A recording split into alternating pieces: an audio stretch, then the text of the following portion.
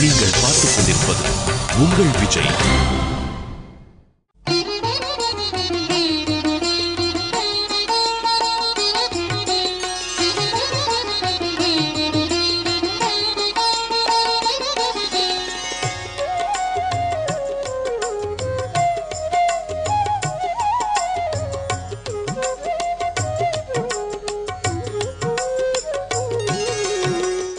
रंके समां पाहि रंके समां पाहि रंके समां पाहि रंगप्रभो.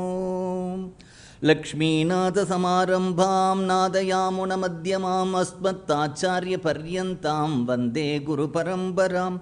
नमः श्रीरङ्गनाथाय कावेरी मध्यशायिने अर्चावतारश्रेष्ठाय सर्वमङ्गलदायिने. திருவல்லிக்கேணியில் இருக்கக்கூடிய பார்த்தசாரதி திவ்யதேச பெருமாள், ஆழ்வார்களால் மங்களாசாசனம் பண்ணப்பட்ட பெருமாள், கடல் மல்லையில் இருக்கக்கூடிய ஸ்தலசயன பெருமாள், திருவிடைந்தையில் இருக்கக்கூடிய நித்திய கல்யாண பெருமாள், பேயாழ்வார் பூதத்தாழ்வார் போன்றவர்களுடைய அவதார ஸ்தலங்கள், அது மாதிரியா சென்னைக்கு மிகவும் சமீபத்தில் இருக்கக்கூடிய திருமழிசையில தான் திருமழிசை ஆழ்வார் அவதாரம் செய்தார். திருவள்ளூர் அப்படிங்கிற ஊரில் இருக்கக்கூடிய வீரராகவ பெருமாள் திவ்யதேச பெருமாள், ஆழ்வார்களால் மங்களாசாசனம் பண்ணப்பட்ட பெருமாள். அதற்கும் பக்கத்தில் இருக்கக்கூடிய திருநின்றவூர் பக்தவத்சல பெருமாள். கொஞ்ச தூரம் போனோமானால் திருப்புட்குழி விஜயராகவ பெருமாள் மங்களாசாசனம் பண்ணப்பட்ட பெருமாள். சென்னையை சுற்றியே இவ்வளவு திவ்யதேசங்கள் இருக்கு, விசேஷமான ஸ்தலங்கள். சரித்திரத்தை எடுத்துட்டு பார்க்கும் பொழுது இன்றைக்கு பல்லாவரம் பல்லாவரம் அப்படின்னு சொல்றோமே, அந்த ஊருக்கே பல்லவபுரம் அப்படிங்கிறது தான் பெயர். பல்லவ அரசர்கள் இந்த பிரதேசங்களை ஆண்டதுனால பல்லவபுரம் அப்படிங்கிறது தான் மருவி நாம சொல்லி சொல்லி பல்லாவரம் அப்படின்னு ஆயிடுது. அத மாதிரி வேளச்சேரி வேளச்சேரின்னு ஒரு ஊர் சொல்றோம். அந்த வேளச்சேரிக்கே வேள்விச்சேரி. வேள்விச்சேரி, வேள்வி அப்படின்னா யாகம். அந்த யாகங்கள் நிறைய நடந்த ஒரு பூமியா இருக்கிறதுனால அதுக்கு வேள்விச்சேரி. வேள்விச்சேரிங்கிறது மருவி வேளச்சேரி. அது மாதிரியா நம்ம பார்த்துட்டு வரும் பொழுது தேனாம்பேட்டைன்னு சொல்றோமே, அதற்கு தேவானாம் பிரியன்பேட்டை அப்படிங்கிறது தான் மருவி தேனாம்பேட்டை அப்படின்னு வந்துடுது. பாரிஸ்ல பார்த்தா ஆர்மேனியன் ஸ்ட்ரீட், ஆர்மேனியன் அப்படிங்கிற நாடை சேர்ந்தவர்கள் அங்க வந்து தங்கி இருந்ததுனாலே அதுக்கு ஆர்மேனியன் ஸ்ட்ரீட். மின்ட் ஸ்ட்ரீட்னு சொல்றோமே, தங்கச்சாலை, அது தங்கம் கோல்டு இல்லை, விடங்கன். சப்தவிடங்கள் சொல்கிறோம் இல்லையா, டங்கன் ஸ்ட்ரீட் தங்கம் ஸ்ட்ரீட்டா மருவி தங்கம் ஸ்ட்ரீட் ஆங்கிலத்தில் மின்ட் ஸ்ட்ரீட் அப்படின்னு ஆயிடுது. இதெல்லாம் சரித்திரத்தை சம்பந்தப்பட்ட விஷயங்கள். சென்னையை பற்றி இவ்வளவு திவ்ய தேசங்களும் ஆழ்வார்களுடைய அவதார ஸ்தலங்களும் சென்னையை சுற்றி இருக்கு. சென்னைக்கு ரொம்ப சமீபத்தில் தான் பூதபுரி அப்படின்னு சொல்லக்கூடிய ஸ்ரீபெரும்புதூர் இருக்கு. அங்கிருந்துதான் ராமானுஜர் அவதாரம் செய்தார். அந்த பூதபுரியிலிருந்து தாண்டி சுங்குவார் சத்திரத்தை தாண்டி போனோமானால் மதுரமங்கலம். அந்த மதுரமங்கலத்துல தான் எம்பாருடைய அவதார ஸ்தலம். கொஞ்சம் தாண்டி காஞ்சிபுரமே போயிட்டோமானால் காஞ்சிபுரத்துல கூரம் அப்படிங்கிற கிராமத்துல தான் கூரத்தாழ்வாருடைய அவதார ஸ்தலம். பக்கத்துல தூப்புள் அப்படின்னு பார்த்தோமானால் அந்த தூப்புள்ள தான் வேதாந்த தேசிகனுடைய அவதார ஸ்தலம். தீப பிரகாச பெருமாள் அப்படின்னு அந்த பெருமாளுக்கு பெயர், தூப்புள்ள இருக்கக்கூடிய பெருமாளுக்கு. அந்த தூப்புள்ள இருக்கக்கூடிய பெருமாளை தீபாவளி அன்றைக்கு சேவிக்கிறது ரொம்ப விசேஷம். அந்த காஞ்சிபுரத்துக்குள்ளேயே ஊருக்குள்ளேயே பார்த்தா பாண்டவ தூதன், எவ்வளவு பெரிய பெருமாள். தூது போகும் பொழுது துரியோதனுடைய சபையில விஸ்வரூபம் அன்றைக்கு எப்படி எடுத்தாரோ நமக்கு தெரியாது, இன்றைக்கு அப்படி இருக்கார் பாண்டவ தூதன். வைகுண்டநாத பெருமாளுடைய கோவில்ல வந்து பார்த்தோமானால் ஆச்சரியமா இருக்கு. என்ன வைகுந்த விண்ணகரம் அப்படின்னு பார்த்தா, நின்றான் இருந்தான் கிடந்தான். மகாபலிபுரத்துல எப்படி சிற்ப வேலைப்பாடுகள் இருக்கோ அதுக்கு துல்லியமான சிற்ப வேலைப்பாடுகள் அந்த கோவில்கள்ல இருக்கிறத பார்க்கிறோம். வரதராஜருடைய சன்னிதானத்துக்கு போகிறதுக்கு முன்னாடியே சன்னதிக்கு இந்த பக்கம் பார்த்தா அஷ்டபுஜத்தான், இந்த பக்கம் பார்த்தா சொன்ன வண்ணம் செய்யும் பெருமாள். இவ்வளவு க்ஷேத்திரங்கள். தூப்புள் அப்படிங்கிற ஊர்ல பிறந்த வேதாந்த தேசிகர் நம்ம காஞ்சிபுரத்தில் இருக்கக்கூடிய அஸ்தகிரி பெருமாளை ஆசிரியிச்சு அங்கிருந்து கிளம்பி மற்றொரு திவ்ய தேசமான திருவஹீந்திபுரம், அங்க இருக்கக்கூடிய பெருமாளுக்கு தேவநாதன், தாயாருக்கு பிருகுபுத்திரியா இருக்கிறதுனால பார்கவி, ஹேமாம்புஜவல்லி. அங்க ஒரு நதி ஓடுறது, கடில நதி. கடில நதின்னு சொல்லுவா. கடிலமில்லே கருட நதி. கருட ஆழ்வார் தன்னுடைய மூக்குனால ஒரு கோடு கிழித்து அந்த நதி உண்டானதுனாலே அதற்கு கருட நதி. அந்த திருவஹீந்திபுரத்துல தேவநாதன் கீழே இருக்காரா, மலை மேலே ஹயக்ரீவ பெருமாள் எழுந்தருளி இருக்கார். இன்றைக்கு இந்தியாவிலேயே பிராச்சீனமான ஹயக்ரீவர். ஹயக்ரீவருக்கு எவ்வளவோ கோவில்கள் வந்தாலும் கூட ஹயக்ரீவர் பிராச்சீனமான ஹயக்ரீவர் அப்படின்னுட்டா நம்ம திருவஹீந்திபுரத்துல அந்த மலை மேல இருக்கக்கூடிய ஹயக்ரீவர் தான். அந்த மலைக்கு என்ன பெயர்னா ஔஷதகிரி. ஔஷதகிரின்னு ஏன் இந்த மலைக்கு பெயர் அப்படின்னுட்டா, கடலூர்ல அந்த கருட நதிக்கு கீழே பார்த்தா ஒரு குட்டி ஹனுமார் ஆலயம் இருக்கு, ஆஞ்சநேயருடைய சந்நிதி. அந்த ஆஞ்சநேயருடைய சந்நிதியில பார்த்தா சஞ்சீவி பர்வதத்தை கையில தூக்கின்ற திருக்கோலத்துல அந்த ஹனுமார் இருப்பார். ஹனுமார் அந்த சஞ்சீவி பர்வதத்தை தூக்கிண்டு இலங்கைக்கு போகும் பொழுது அந்த சஞ்சீவி பர்வதத்திலிருந்து ஒரு சின்ன பாகம் கீழே விழுந்தது. அந்த விழுந்தது தான் சஞ்சீவி அப்படிங்கிறதே ஔஷதம் தானே.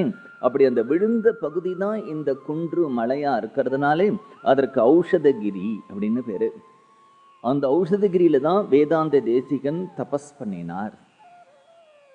அப்புறம் அங்கிருந்து கிளம்பி ஸ்ரீரங்கத்துல வந்து ரங்கநாதனை ஆசிரியிச்சு ஸ்ரீரங்கத்துல தான் தேசிகன் பரமபதித்தார். இன்றைக்கும் அந்த கிரகம் இருக்கு. இவ்வளவு முக்கியமான ஸ்தலங்கள் நம்முடைய சென்னையை சுற்றி இருக்கிறத பார்க்கிறோம். அது மாதிரி பூந்தமல்லி, பூந்தமல்லின்னு சொல்றோமே, அந்த ஊருக்கு பூவிருந்தவல்லி. ஏன் பூவிருந்தவல்லின்னார், நிறைய புஷ்ப தோட்டங்கள் இருந்தது அங்க.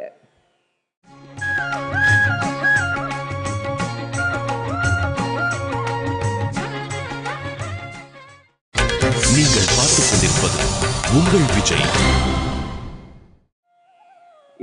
அந்த பூமியில மண்ணு நன்னா இருந்தாதான் புஷ்பங்கள் விளையும். நல்ல குண்டு மல்லி. இன்றைக்கு கூட மல்லியை சொல்லும் பொழுது மதுரை மல்லி அப்படிங்கிறோம். அந்த மதுரையில் இருக்கக்கூடிய அந்த மல்லியை வாங்கி முகர்ந்து பார்த்தா அது இன்னும் ஒரு தனி சுகந்தமா இருக்கும். அது மாதிரி ராமேஸ்வரத்துக்கு நம்ம போகும் பொழுது பாம்பன் கிட்டக்க பார்த்தா அந்த பிறப்பன் வலசை பாம்பன், அதுல ஒரு குண்டு மல்லி அப்படி விளையறது. அவ்வளவு நன்னா இருக்கு அந்த முகர்ந்து பார்த்தா. சந்தன முல்லை, சில ஊர்ல போகும் பொழுது அந்த சந்தன முல்லை விற்கிறா, அப்படி வாசனை இருக்கு. அது மாதிரி ஜாதி, எவ்வளவோ புஷ்பங்கள்ல வெரைட்டி இருக்கு இல்லையா. குண்டுமல்லியினுடைய சுகந்தம் ஒரு மாதிரி இருக்கு, முல்லையினுடைய சுகந்தம் ஒரு மாதிரி இருக்கு, ஜாதியினுடைய சுகந்தம் ஒரு மாதிரி இருக்கு, சந்தன மல்லியினுடைய சுகந்தம் ஒரு மாதிரி இருக்கு. ஒரே மல்லி அப்படின்னா கூட இவ்வளவு விதங்கள் இருக்கு. அந்த பூவிருந்தவல்லி அப்படிங்கிறது ஏன் அந்த பிரதேசத்துக்கு பெயர் அப்படின்னா, புஷ்பங்கள் விளையறதுக்கு ஏற்ற ஒரு பிரதேசம் பூமி. ஐயா புஷ்பங்கள் விளையக்கூடிய இடம். அங்கதான் யார் இருந்தா அப்படின்னா திருக்கச்சி நம்பி அப்படிங்கிறவர் இருந்தார். எம்பெருமானாராலேயே ஆச்சாரியனாக அபிமானிக்கப்பட்டவர். 1009வது வருஷம் மாசி மாதம் மிருகசிருஷ நட்சத்திரத்திலே வீரராகவன் கமலை அப்படிங்கிற தம்பதிகளுக்கு இவர் அவதாரம் செய்தார். இவருக்கு ஆச்சாரியன் சூடின பெயர் கஜேந்திரதாசன் அப்படிங்கிறது. இந்த திருக்கச்சி நம்பிகள் என்ன பண்ணுவார் அப்படின்னா, பூவிருந்தவல்லியில நிறைய நந்தவனங்கள் அமைத்து அதுல இருக்கக்கூடிய தன்னந்துழால், நிறைய விருட்சி, மல்லி, முல்லை போன்ற புஷ்பங்கள் எல்லாம் நிறைய பயிரிட்டு பெரியாழ்வார் ஸ்ரீவில்லிபுத்தூர் க்ஷேத்திரத்துல இருந்து வடபத்திரசாயிக்கு ஒரு நாள் கூட விடாம எப்படி புஷ்ப கைங்கரியம் செய்தாரோ, தொண்டடிப்புடி ஆழ்வார் ஸ்ரீரங்கத்திலிருந்து ரங்கநாதனுக்கு எப்படி விடாமல் புஷ்ப கைங்கரியம் செய்தாரோ, அனந்தாழ்வார் திருவேங்கடத்திலிருந்து வெங்கடமுடையானுக்கு எப்படி புஷ்ப கைங்கரியம் செய்தாரோ அது மாதிரி திருக்கச்சி நம்பிகள் பூவிருந்தவள்ளியிலே அந்த நந்தவனம் அமைத்து அதில் ஏராளமான புஷ்பங்கள் எல்லாம் சேகரித்து அழகழகான மாலைகள் கட்டி அதை நித்தியம் எடுத்துட்டு போய் காஞ்சிபுரத்தில் இருக்கக்கூடிய பேரருளாளனுக்கு சமர்ப்பிப்பார். அதனாலே அந்த கட்சியில் இருக்கக்கூடிய அஸ்தகிரிநாதனான பேரருளாளன்ட்டையே அவருக்கு பக்தி இருந்ததுனாலேயே அவருக்கு திருக்கச்சி நம்பி அப்படிங்கிறது திருநாமம் ஆயிடுத்து. புஷ்பங்களை சேகரிக்கும் பொழுது பகவானுடைய சரணத்துக்கும் அவருடைய திருமேனியும் அதை தீண்ட போகிறது இல்லையா, அதனால அதை பவித்திரமா வச்சுக்கணும். புஷ்பத்தை அந்த காலத்துல சேகரிக்கும் பொழுதெல்லாம் எப்படி சேகரிப்பா அப்படின்னா, ஒரு துணினால அப்படி வாயை கட்டின்றுவா. ஏன்னா அப்படி பூக்கள் பறிக்கும் பொழுது நாம ஏதாவது பக்கத்தில் இருக்கிறவர்களோட பேசிண்டு நாம பூக்களை பறித்தோமானால் வாயில் இருக்கக்கூடிய அந்த எச்சில் அந்த புஷ்பத்து மேல பட்டுடும். சரி, மௌனமா பறிக்கலாமே, மௌனமா பறிக்க கூடாது. பகவன் நாம கீர்த்தனம் பண்ணிண்டே பறிக்கணும். பகவன் நாம கீர்த்தனம் பண்ணினாலும் வாயில இருக்கக்கூடிய எச்சில் விழும். அதனால இப்படி வாயை கட்டிண்டு நம்முடைய சுவாசமும் அது மேல படக்கூடாது. தலையை இப்படியே சுரிஞ்சிண்டு பூ பறிக்க கூடாது. கேசம் தீண்டின கையினால பெருமாளுக்கு சமர்ப்பிக்கக்கூடிய புஷ்பத்தை தொடக்கூடாது. பூவை பறித்து அங்க கண்ட இடத்துல போட்டு, நம்ம தினமும் ஒரு டேபிள்ல சாப்பிட்றோம், அதுதான் டைனிங் டேபிள் அப்படின்னுட்டு அது எச்சில் ஆயிடுறது. அது மேல புஷ்பத்தை வச்சுட்டு பெருமாளுக்கு சமர்ப்பிக்க கூடாது. பவித்திரமா இருக்கணும். உனக்கு பகவானுடைய கிருபை வேணும்னு ஆசைப்பட்டியானால் எவ்வளவு நீ ஸ்ரத்தையா இருக்கியோ அவ்வளவு பகவானுடைய கிருபை. ஸ்ரத்தை தானே பக்தி. அப்படி சிரமப்பட்டு அந்த நந்தவனங்களை அமைத்து பதியன் போட்டு களை எடுத்து புது செடிகளை உண்டு பண்ணி பழைய செடிகளை களைந்து ஸ்ரத்தையா அந்த புஷ்பங்களை பறித்து அதை மாலை தொடுத்து அப்படி எடுத்துட்டு போவார் காஞ்சிபுரத்திற்கு. ஒரு நாள் இல்லை, 2 நாட்கள் இல்லை, தொடர்ந்து இவருடைய கைங்கரியம் நடந்துட்டு இருக்கு. காஞ்சிபுரத்தில் இருக்கக்கூடிய பேரருளாளன் பார்க்கிறார், திருக்கச்சி நம்பிகளுக்கோ வயதாகின்றிருக்கு, தள்ளாத வயதாயிடுத்து.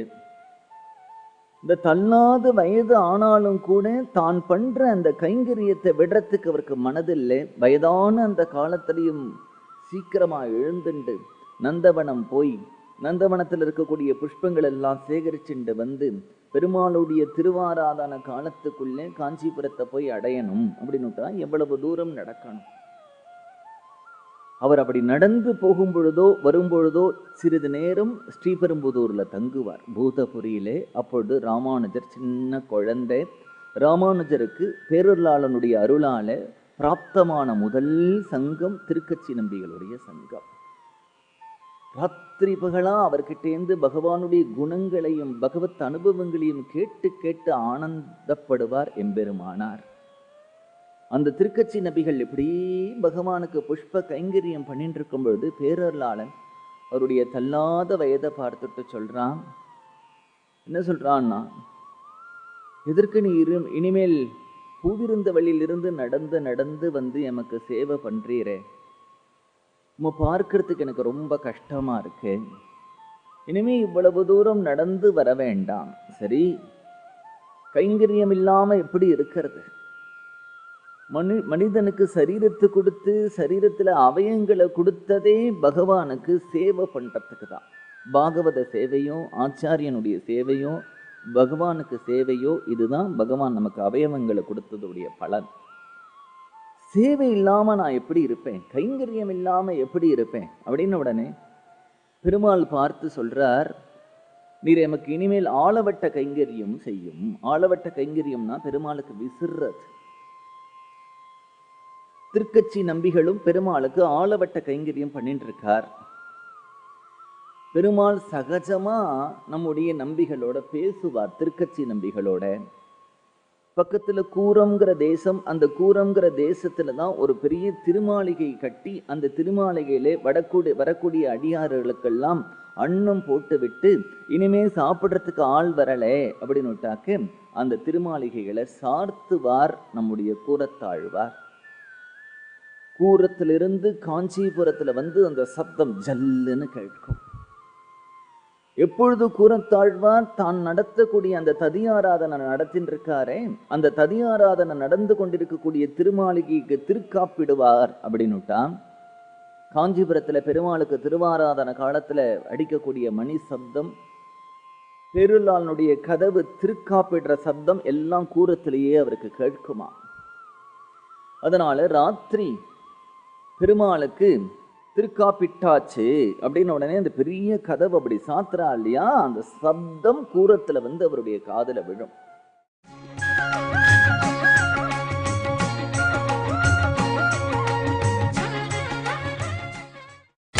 நீங்கள் பார்த்துக் கொண்டிருப்பது உங்கள் விஜய். கூரத்துல காதுல விழுந்த உடனே பெருமாள் அடியார்கள் இனிமே யாரும் வரமாட்டா, சேவார்த்திகள்லாம் வந்து போயாச்சு, அதனாலே நம்ம ததியாராதனை பண்ணக்கூடிய இடத்தை திருக்காப்பிடலாம்னு கதவை சாத்துவார். ஒரு நாள் என்ன ஆயிடுத்துன்னா, வரதராஜனுடைய சன்னிதானத்திலே அந்த கதவு திருக்காப்பிடுற சப்தம் இவருடைய காதுல விழவே இல்லை. காத்து காத்து பார்க்கிறார், திருக்காப்பிட்டாச்சு போல இருக்கு அப்படின்னு தன்னுடைய கதவை அப்படி ஜல்லுன்னு சாத்துறார். பெரிய கதவு இழுத்து சாத்தினா, அந்த காலத்து கதவுல எல்லாம் சில மணிகள்லாம் வச்சிருப்பா அலங்காரத்துக்கு, அப்படி இழுத்து ரெண்டுத்தையும் சாத்தும் பொழுது சல்லுன்னு ஒரு சத்தம் கேட்கிறது. இங்க திருக்கச்சி நம்பிகளோ, அந்த திருக்கச்சி நம்பிகள் ஆளவட்ட கைங்கரியம் பண்ணிட்டே இருக்கார் இல்லையா, பெருமாள் பக்கத்துல இருந்து திருக்கச்சி நம்பிகளை பார்த்து என்ன ஒரு சப்தம் ஜல்லுன்னு கேட்கிறது அப்படிங்கிறார். உடனே இங்க நம்முடைய திருக்கச்சி நம்பிகள் சொல்றார், கூறத்தாழ்வார் வரக்கூடிய அத்தனை பாகவதோத்தமர்களுக்கும் பகவத் பக்தர்களுக்கும் ததியாராதனை பண்ணிவிட்டு இனிமேல் அடியார் வரத்துக்கு இல்லைன்னு தன்னுடைய திருமாளிகையை திருக்காப்பிடுறார், அந்த சப்தம் தான் கேட்கிறது அப்படின்னு. உடனே அடுத்ததான் பெருமாள் என்ன சாதிக்கிறான் அப்படின்னா, கூறத்தாழ்வாருடைய ஐஸ்வர்யத்துக்கு என்ன குறைச்சல் அப்படின்னு உடனே இதை கேட்டார் திருக்கச்சி நம்பிகள். அவருக்கு ஆனந்தம் தாங்களே, பகவானுடைய வாக்குனாலே இப்படி ஒரு வார்த்தை அவர் வாங்கறதுக்கு எவ்வளவு கொடுத்து வச்சிருக்கணும். அது மட்டும் இல்லை, இதை கேட்டா அவர் எவ்வளவு ஆனந்தப்படுவார், எப்பொழுது பொழுது விடியும் இந்த செய்தியை கொண்டு போய் கூறத்தாழ்வாரிடம் சொல்லலாம்னு அவர் தவித்து பொழுது விடிந்ததும் விடியாததுமாக கூறத்தாழ்வாருடைய திருமாளிகையை தேடிண்டு போய் கூறத்தாழ்வாரை பார்த்து, நேற்றைக்கு உன் விஷயமாக பெருமாள் ஒரு வார்த்தை சாதித்தார்னு சொல்ல அவர் கேட்கிறார், பெருமாள் என்னை பத்தி பேசினாரா, பேரொருளாளன் என்னை பத்தி பேசினாரா, என்ன பேசினார், அதற்காகத்தான் நான் கார்த்தால ஓடி வந்திருக்கேன், அந்த விஷயத்தை உம்மிடம் சொல்லி அதனால நீ படக்கூடிய ஆனந்தத்தை நான் கண்டு ஆனந்தப்படணுங்கிற ஆசையில தான் ஓடி வந்திருக்கேன் அப்படின்னு சொல்ல. அப்படி என்ன சொன்னார் அப்படின்னா, கூறத்தாழ்வாருடைய ஐஸ்வர்யத்துக்கு என்ன குறைச்சல்னு சொன்னார்னு உடனே இதை கேட்ட உடனே முகம் வாடி போயிடுது. சந்தோஷப்படலை கூறத்தாழ்வார். யாருக்கிட்டையாவது 10 ரூபாய் பணம் இருந்தா கூட அது மகாலட்சுமி கடாட்சம்னு சொல்ல வேண்டியிருக்கேன். அந்த மகாலட்சுமியும் யாருடைய வக்ஷஸ்தலத்துல நீங்காமல் இருக்காளோ அவர்கிட்டேந்து இப்படி ஒரு வார்த்தைன்னா எவ்வளவு ஆனந்தப்படணும். ஆனால் கூறத்தாழ்வார் சொல்றார், பெருமாள் என்னை பார்த்து எம்பெருமானவருடைய காலில் இருக்கக்கூடிய ஒரு தூசி, அவருடைய வாயில் இருக்கக்கூடிய ஒரு எச்சல், அவருக்கு ஆட்பட்டவன் அப்படின்னு சொல்லலையா? அப்படி இல்லாம என்னுடைய சிந்தனை வரும்பொழுது என்னுடைய ஐஸ்வர்யம் தானா பெருமாளுக்கு ஞாபகம் வந்தது, நான் ராமானுஜரை ஆசிரிச்சவன் அப்படிங்கிற சிந்தனை வரலையே, அப்படின்னா நான் இன்னும் ஆசிரிச்சது போராது போல இருக்கு என்னுடைய ஆச்சாரிய பக்தி அப்படின்னுட்டான். கூறத்தாழ்வாருடைய ஆச்சாரிய பக்தியை என்ன சொல்றது? அப்படி ஒரு ஆச்சாரிய பக்தி. ராமானுஜருடைய நிழல் கூட அவரை பிரியும், ஆனா கூறத்தாழ்வார் பிரியாம அப்படி பின்தொடர்ந்துண்டு வரார் ராமானுஜர்.